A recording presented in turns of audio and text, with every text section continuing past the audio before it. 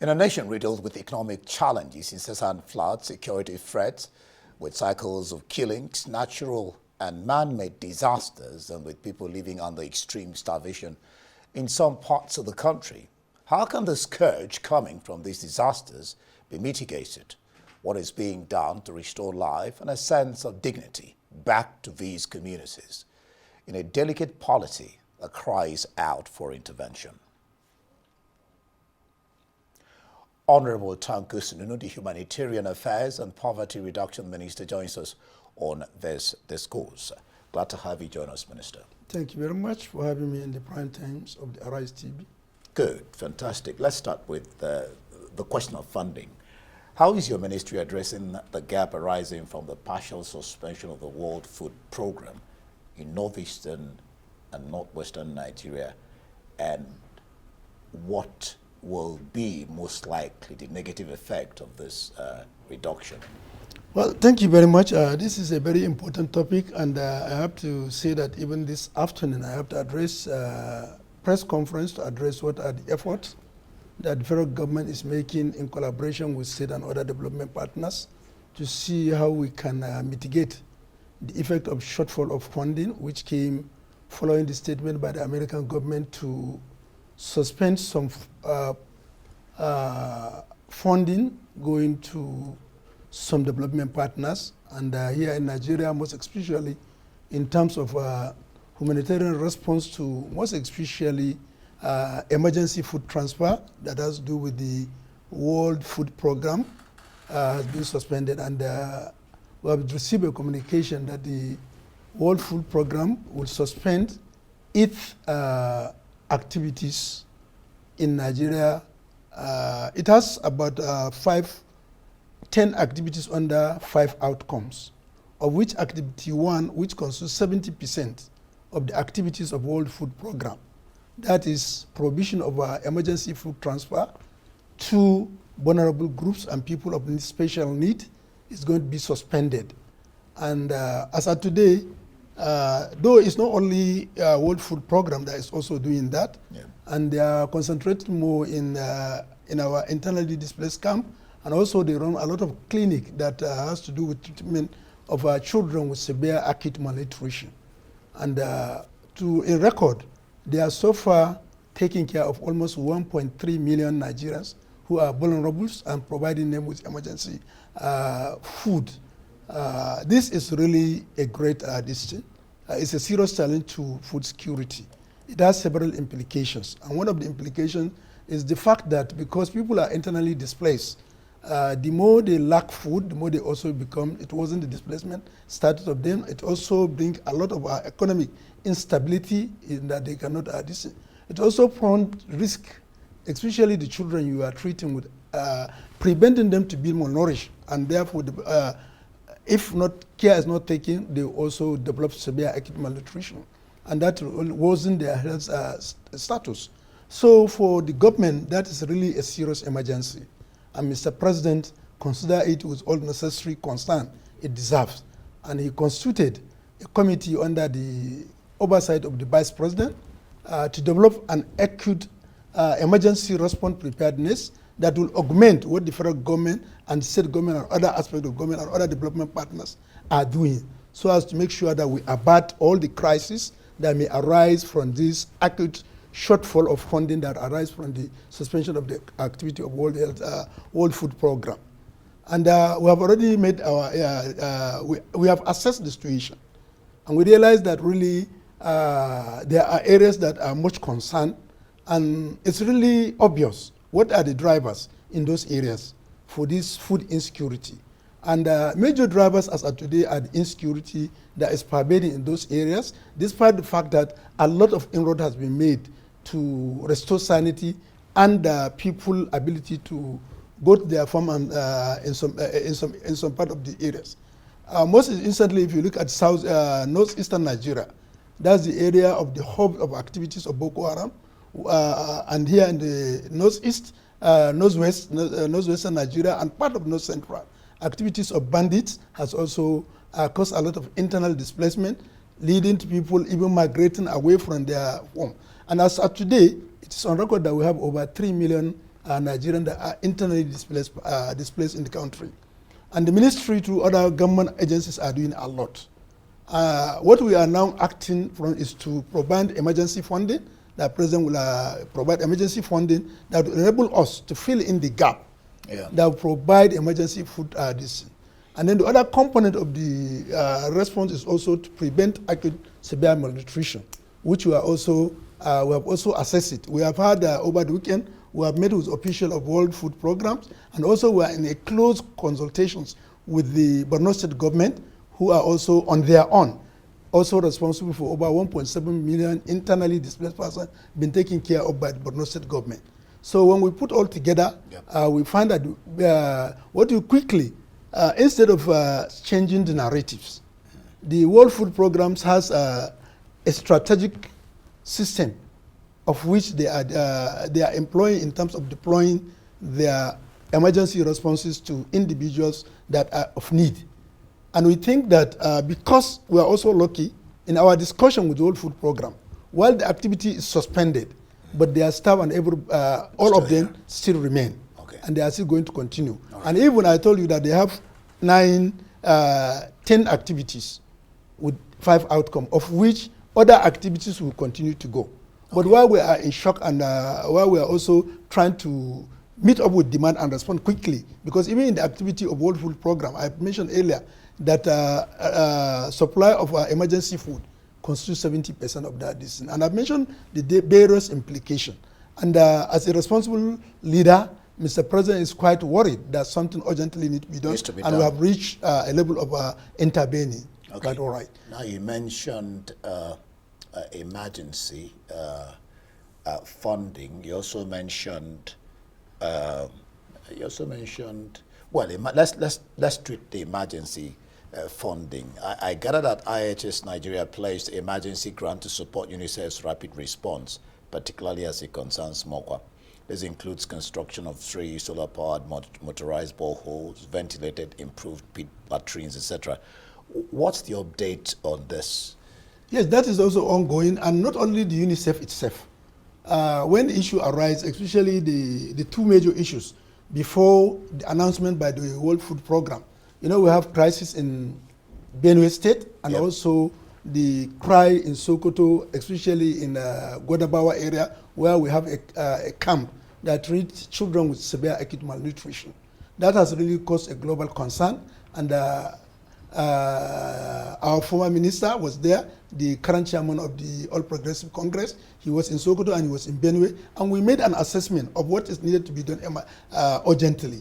And then at that time, we also, because we have succeeded in restoring confidence and the trust of international community to the ministry, the European Union came up with a grant of 1.5 million euro that is going to be utilized in taking care of support in the areas in northern Nigeria and Benue, and also taking care of the children that have been treated for severe acute malnutrition in Sokoto.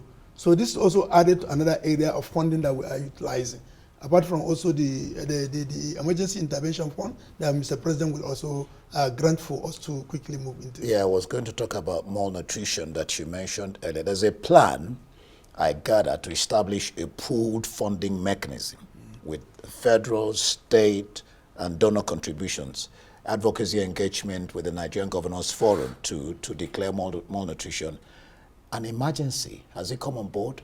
This is supposed to be a plan, but has it started? It has started already. We are working in close concert at both state, federal, and international community. You have just mentioned the UNICEF. I've mentioned also the European Union, and I've also, even at the level of the federal government, you should know that Mr. President takes it so serious.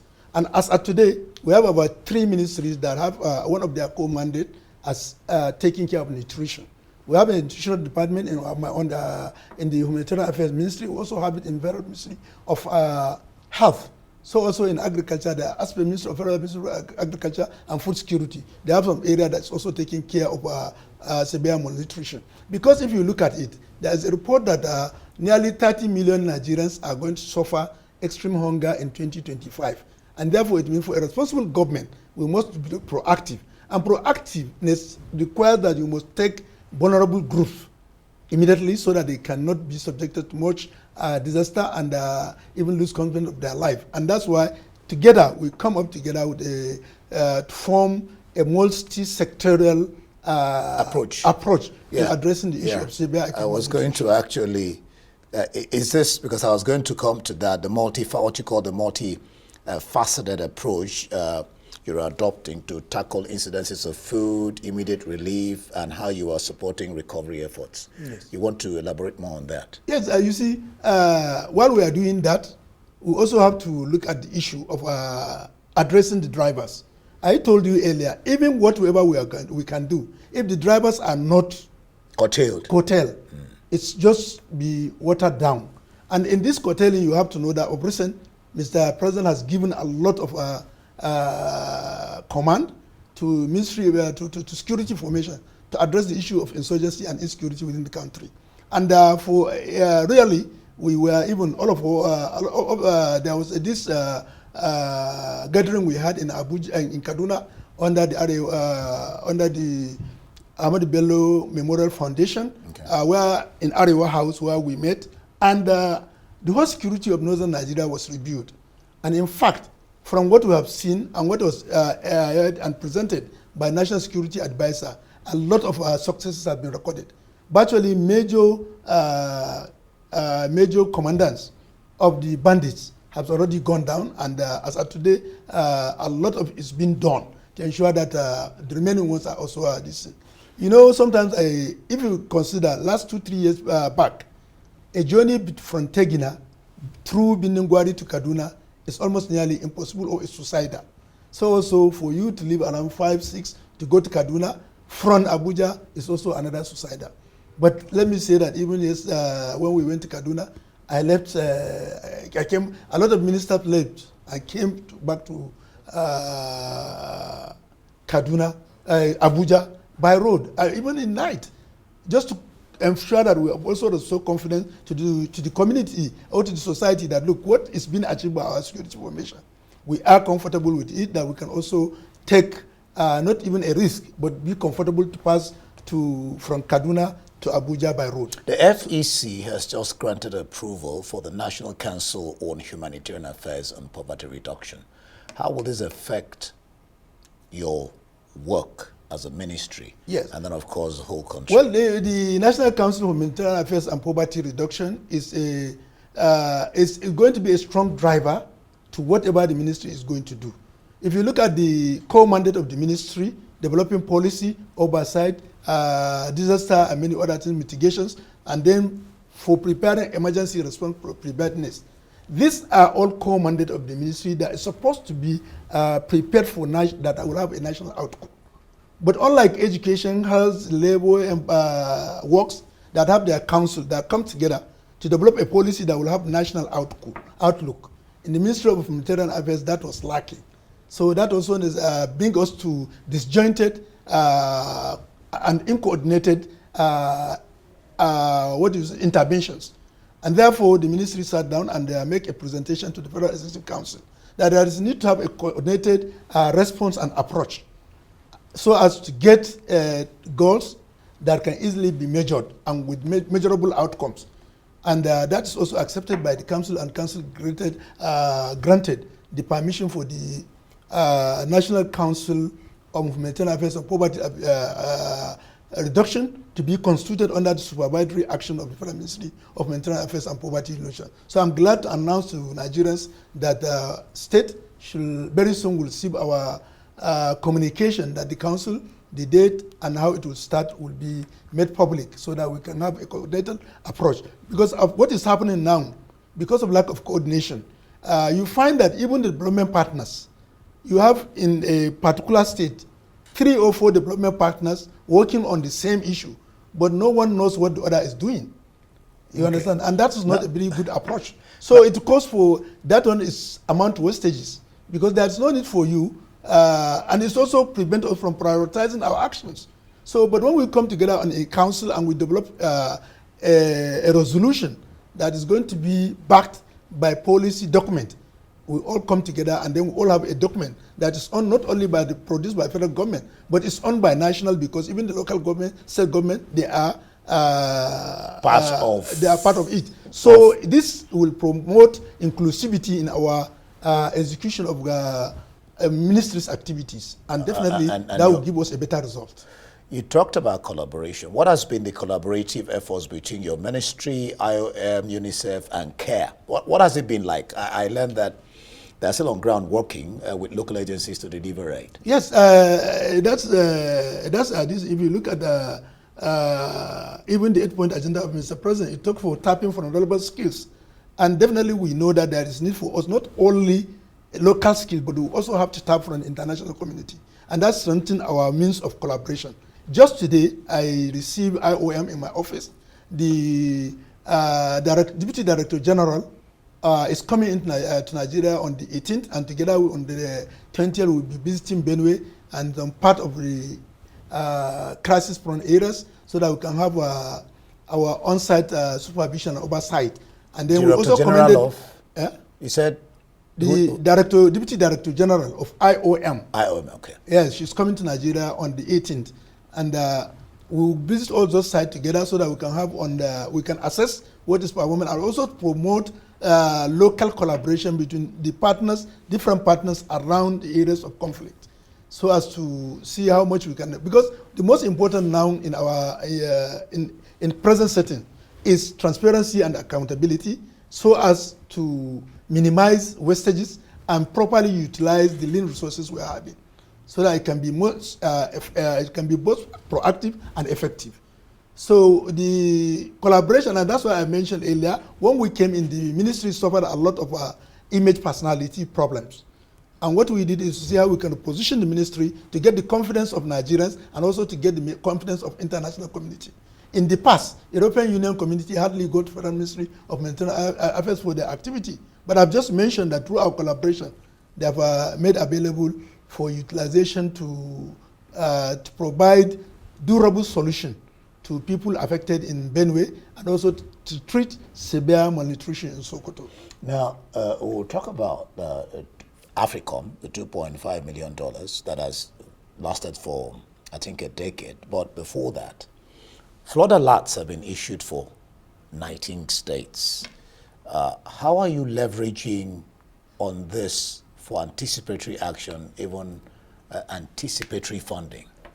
Yes, you know what, the flood this thing, and both the ministry and NEMA and Office of the Vice President were working together in collaboration to prepare the country for emergency response preparedness. But in our own ministry, because we are custodian of National Social Register, we are using that register now to improve on anticipatory funding to people who are in the register in their prone flood or disaster prone areas.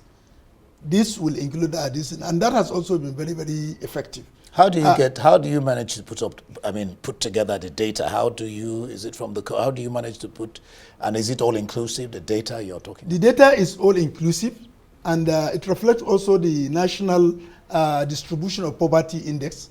Because if you look at the multi-poverty index report of the 2022, you find that when you look at the distribution of poverty, north versus south, 65% of people living in the northern part of the country are poor, as compared to only 35% in the northern part of the country, southern part of the country. And even in the northern part, you find that there is also, when you look at the discrete data, you find that it's more around 64%, which is also even above the national average in the northwest.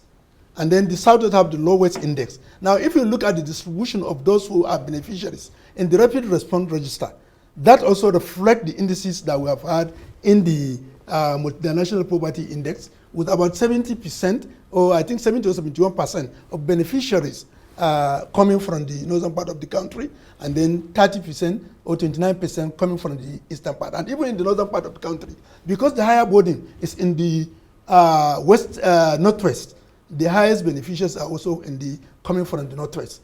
And this is all about equity in terms of distribution. And Mr. President is eager that we realize that really the progress as today is not really to our own desire. So, and we look at inward, what is really, and we realize that because a lot of them lacks digital identity, and NIMSI is going to verify all those digital identities, We've agreed with the NIMSI, and just about 3 days ago, we have employed service providers, about 50 of them, that we have given them an award letter that will participate to see so that we can enroll more people in terms of giving them their digital identity, the NIN, their account number, and the BBN, so that as much as more people as desired by President will be reached within the shortest possible time to mitigate what is currently happening in the country. Now, the U.S. has commended the commitment of Nigeria and the military for the continued success in sustaining the $2.5 million decade-long partnership humanitarian project. Initially, it was funded by AFRICOM. Yeah. What's the status now? Yes, we are still, Nigeria is still up in paying its own aspect of the contribution, and we are doing well in terms of that. And then not only that, there are a lot of other programs that has international nature. For instance, now, we have had a lot of collaboration with United Nations Higher Commission for the Refugee. And you have seen that even the resettlement cities that are being built, we have gone ahead under this regime to commission those resettlement cities. Just some few days ago, we were in Nasarawa. Her First Lady, distinguished Senator Tinubu, commissioned the Oluremi Tinubu resettlement city in Nasarawa State. So what we did, as the ministry is concerned, all the ongoing projects that are there, Mr. President asked us to continue with them, and there is, it's been matched with funding. And therefore, a lot of things is being done in the ministry. I've just mentioned, for instance, the conditional cash transfer. People thought that nothing much is being done. But as of today, over 421 billion has been transferred as a conditional cash transfer to Nigerians. What was the yardstick for guessing these conditional cash transfers? It's for you to satisfy all that is needed to be in the National Social Register. Now, if you are in the National Social Register, which we have over 18.9 million households, there is also what we call, in terms of extracting the most vulnerable groups, to form another register that we call Rapid Response Register. Now, once Rapid Response. Yes, because they need a Rapid Response money to add this. So you now form that second part of the register, the Rapid Response Register. And then there are criteria that you must fulfill, which will be satisfied by the NASCO and also by the NIMSI and the World Bank. It was after it's been satisfied and all those data are really traceable and they are transparent and accountable that NCTO, National Conditional Cash Transfer Officer, will now be directed to remit the money directly to the account of the beneficiaries. Okay. And this gives us the ability to track the and if we say we have given 500 people, you come to our office, we'll give you their areas and wherever you are so that you can be convinced that it's done. Unlike what was done before. And that's why we also have that delay. Because initially, when it was given, the first tranche was given, a lot of those people do not have digital identity. And therefore, it becomes very difficult to justify who has collected the money. Recently, there was information that we had some pregnancies, some births in IDP camps, about 39, 49 or so. What is the government doing about resettling these? I mean, they're not going to stay there forever. Yes, that's what we mentioned earlier. When we came into the office, the first thing we do is to have a national stakeholder forum, which we had. And what is the theme of that? Teaching you to fish, but not to be given fish. And even that is the slogan of the United Nations now. The country will now be taught how to take care of their problem rather than coming in with resources to solve the problem. And we look inward to see how can we generate more funds locally, and then how can we utilize what is available in terms of support that is coming. And then in doing that, we must be able to pay more attention to durable solutions. And in doing this durable solution, we took, as a ministry, we consider three areas. Agriculture, and in agriculture, as part of durable solution, the government enterprises and empowerment project. Mr. President Mr. President has given it the go-ahead to go into dry season farming. And we are going to reach out over 21,000 Nigerian farmers with interest-free and collateral-free loans of at least 300,000. And we believe that amount, if you give it to somebody who is into dry farming, either in terms of vegetable farmer, what have you, that will make a lot of impact in terms of increasing what it's going to produce, and that will really add value to our economy, and our GDP would be so much affected positively. So that's one of the durable solutions. And also, even those in the IDP you have mentioned, we have already have understanding between the Ministry of Humanitarian Affairs and Poverty Reduction, Federal Ministry of Agriculture and NALDA, and also the National Commission for Migrant, Internally Displaced Person, Refugee and Internally Displaced Person, to come into and also the host community to come and develop a durable solution that will address the issue of agriculture. This is where we must have to also thank our host community for showing being a Nigerian in admitting and also accepting the internally displaced person. A lot of them gave out their farmlands, and we have cultivated over 10,000 hectares of land. And I was in Plateau State to flag up the harvesting of the last year's farm produce.